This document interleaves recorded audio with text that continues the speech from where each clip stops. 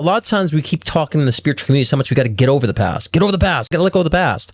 Well, not everything in your past was a detriment to your growth or a negative contribution to your positioning now where you're going. The negative past is part of it, but we also have a lot of positive things in our past, our roots from our past, the beings we were when we were 4, 5, 6 years old. We had that excitement, right? We didn't hold back. We grabbed onto things. We had that, positive outlook, creative outlook. These are things of the past we've got to remember too, though. So as much as there's emphasizing in the spiritual community is that let go of the past, get over the past, get over the past, let go. And it's like, no, we also want to associate good things to our past as well, while also understanding that the not good in your past has defined you today, and somehow making that into a positive acceptance of your past.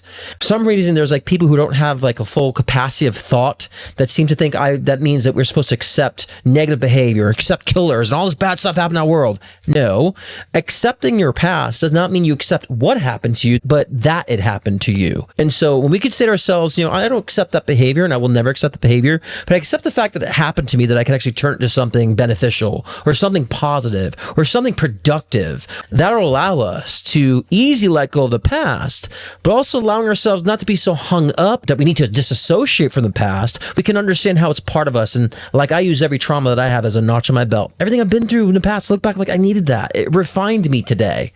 Or at least I've taken the circumstances and situations and allowed myself to refine myself because of it. So people can argue whether or not they're purposely in our lives for that reason.